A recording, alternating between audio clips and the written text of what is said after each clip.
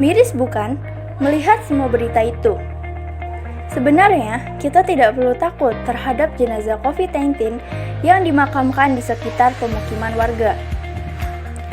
Seperti yang kita ketahui, proses pemakaman jenazah COVID-19 telah sesuai dengan protokol resmi dari WHO yang ditegaskan kembali oleh Kementerian Agama Republik Indonesia.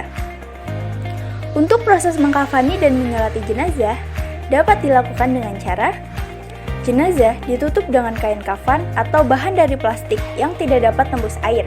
Kemudian, jenazah yang sudah dikafani dan dibungkus disemprot dengan cairan klorin sebagai desinfektan. Dapat juga jenazah ditutup dengan bahan kayu atau bahan lain yang tidak mudah tercemar dan sebelumnya sudah didesinfeksi. Jenazah yang beragama Islam posisinya di dalam peti dimiringkan ke kanan. Dengan demikian, ketika dikuburkan, jenazah menghadap ke arah kiblat. Jenazah yang sudah dibungkus tidak boleh dibuka lagi, kecuali dalam keadaan mendesak seperti untuk kepentingan autopsi dan hanya dapat dilakukan oleh petugas. Jenazah yang disemayamkan tidak lebih dari 4 jam.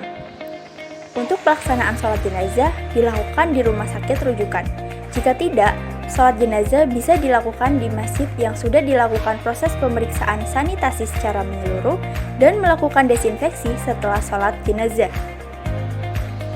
Untuk prosesi penguburan jenazah dilakukan dengan jenazah harus dikubur dengan kedalaman 1,5 meter, lalu ditutup dengan tanah setinggi 1 meter. Menguburkan beberapa jenazah di dalam satu liang kubur diperbolehkan karena kondisi darurat. Bagi jenazah yang beragama Islam, penguburannya dilakukan bersama dengan petinya. Pemakaman jenazah dapat dilakukan di tempat pemakaman umum. Tanah kuburan dari jenazah pasien COVID-19 harus diurus dengan hati-hati. Jika ada jenazah lain yang ingin dikuburkan, sebaiknya dimakamkan di area terpisah. Setelah semua prosedur jenazah dilaksanakan dengan baik, maka pihak keluarga dapat turut dalam penguburan jenazah. Selain itu, pandemi COVID-19 juga memberikan stigma kepada para tenaga medis. Saat ini, penolakan terhadap tenaga medis yang menangani pasien COVID-19 masih marak terjadi di beberapa wilayah di Indonesia. Sebenarnya, masyarakat tidak perlu khawatir jika tenaga medis berpotensi menularkan COVID-19 ke orang lain, karena tenaga medis meminimalisir penularan dengan menerapkan SOP atau Standard Operating Procedure dalam penanganan pasien COVID-19. Adapun beberapa prosedur tenaga medis dalam menangani pasien COVID-19. Yang pertama, penggunaan APD sesuai risiko berdasarkan lokasi, petugas, dan jenis aktivitas sesuai standar.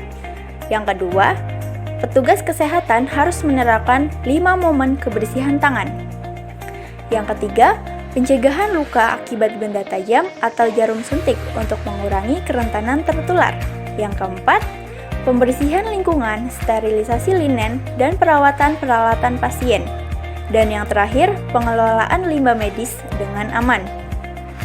Jadi, sebagai masyarakat seharusnya kita mendukung para tenaga medis dalam penanganan pasien COVID-19 karena tenaga medis telah menerapkan SOP dalam penanganan pasien COVID-19 untuk meminimalisir penularan COVID-19.